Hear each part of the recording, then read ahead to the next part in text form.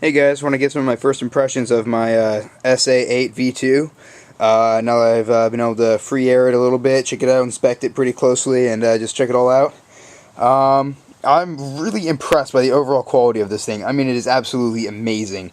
I mean, the stiffness of everything. I know it's not broken in yet, but I mean, just the stiffness is so good. I mean, it'll only rub if you really push hard on one side. The surround is great. It's nice. It's soft. It's durable feeling. That's pretty important. Everything's nice and stitched on.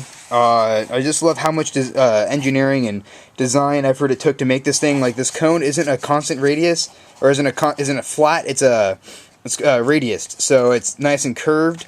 The logo on the dust cap is silk screened instead of a sticker. Love that. Just the little things make a difference.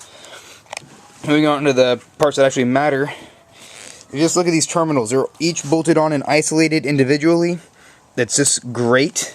Everything's all sewn in down, so there's not going to be any tinsel tap. And they're sewn down too. They're not glued or anything like that. Everything's sewn on. And I think that it's hard to get the stitching. This camera doesn't focus for beans. But it's just great. I mean, the powder coat on the basket is just great. It's smooth. There's no rough edges.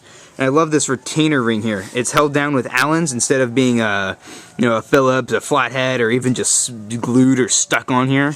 And it's I wondered why it was made out of plastic. One of my friends was explaining to me that when they made them out of aluminum, they cracked during testing under load.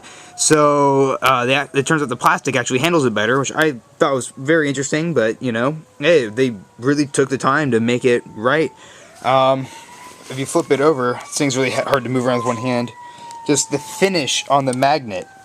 Also, it's just, geez, this thing's heavy. The shipping weight said 25 pounds, but there's no way this thing is 25 pounds.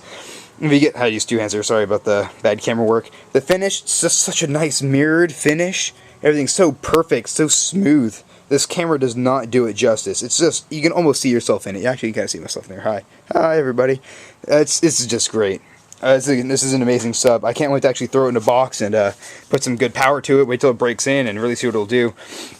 The box I'm building, just do a quick update on that too. I've sanded it down a little bit more, made it a little bit more flush. I put T-nuts in. See if I can get a little shot of them here. I don't know if this is going to come out at all. I can't even see the screen. Put in some T-nuts. I had to grind down the tip of the port here.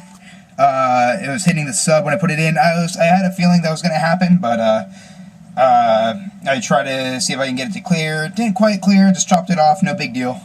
It's not going to really change anything. So T-nuts are in. I had a little bit of a problem here. The cutout's just a little bit offset, and that just didn't work out. I may end up making a faceplate for this thing, a new plate to go over the top of it and fix that up, but I'm not sure. Until then, it'll seal just fine with those 7 screws. I worked on this Bondo fillet a little bit here and made a lot more dust inside here. I'm going to take it over to my friend's house in a little bit and hit it with a shop vac and a router, make the edges all nice and pretty, and get rid of this nice big dent here from the wood splitting. So that's about it. My truck's coming back from paint tomorrow. I thought I was going to be here today, but they took one more day on it. I have no problem with that. I want them to do a nice job. So I'll check in with that later. Check out the new paint. I have some pictures of it before, and hopefully it looks good after. So guess I'll make another video later tonight or tomorrow.